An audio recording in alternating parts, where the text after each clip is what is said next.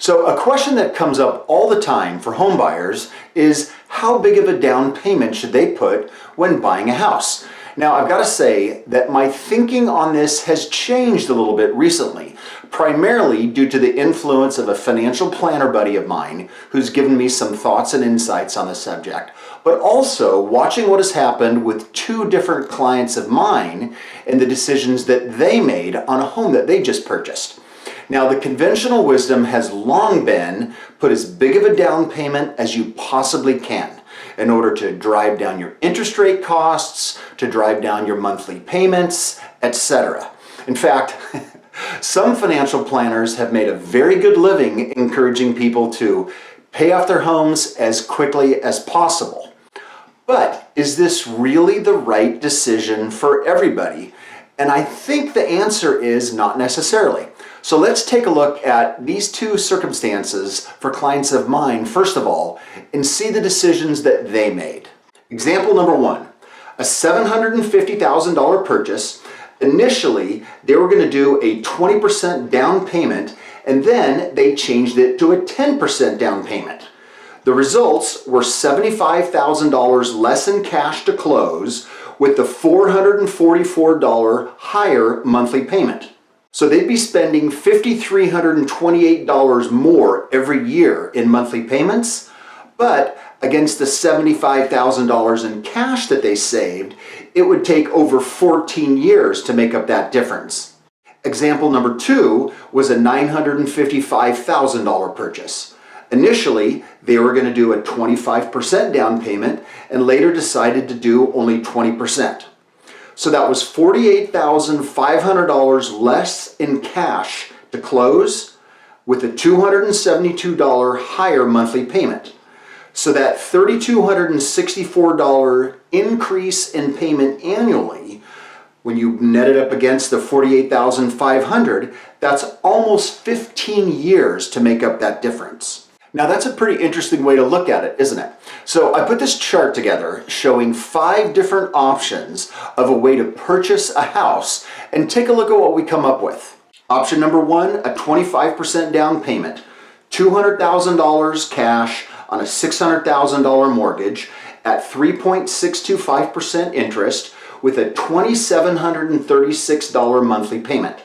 Now if you go to a 20% down payment, $160,000 cash, a $640,000 loan amount at a slightly higher 3.75% interest with a $2,963 monthly payment.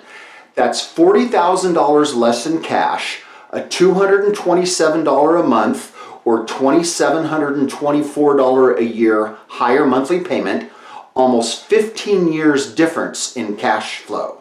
A 15% down payment, which would be $120,000 down with a $680,000 mortgage at 3.875% with a $3,197 monthly payment. That $40,000 in cash savings costs $234 a month or $2,808 a year, which is 14 1/3 years to make up the difference. At a 10% down payment, $80,000 down, $720,000 loan at 4% with a $3,437 monthly payment. That $40,000 in cash savings costs $240 a month or $2,880 a year, almost 14 years difference in savings. Lastly, with a 5% down payment, that's only $40,000 down with a $760,000 mortgage at 4.25% and a $3,845 monthly payment, saving that $40,000 costs an additional $408 a month or almost $4,900 a year. It still takes over 8 years to make up the difference. Now obviously in that chart from top to bottom, there's a significant difference in monthly payment. So it's obviously not for everybody, but it's certainly something to think about.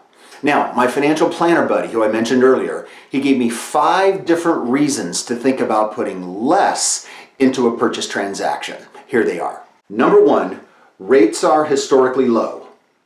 When you consider the tax benefits and inflation, the net costs of borrowing today are almost 0%.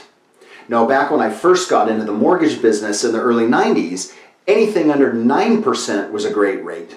In fact, in the 1980s, rates were up in the teens. Number 2, preserve cash for other investments. Over the last few years, money in the stock market would have done far better than in real estate.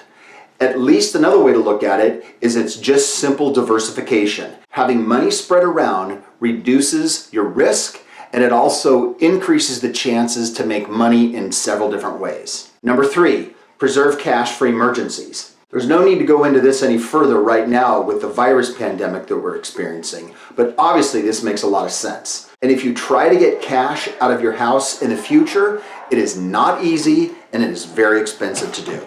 Number 4, in case of a disaster, the cost is borne by others. If your house is destroyed or condemned for some reason, it's the insurance company or the mortgage lender that's primarily on the hook. You'll still have your cash. And number 5, if real estate values crash, you still have your cash. Obviously, your net worth suffers in case of a decrease in the value of your home, but not your liquid assets, and that can be a very important thing. Obviously, this advice isn't for everybody. If you've got substantial assets, a big down payment might make a lot of sense, or maybe even paying cash for the house altogether.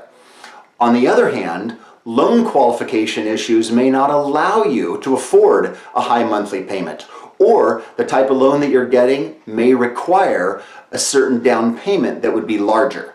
So every case is different. These are just things that you need to think about.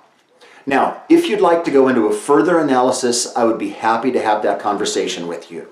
Also, if you'd like to talk further about selling or buying a house in this marketplace, I'd be happy to talk to you about the strategies that I would recommend there.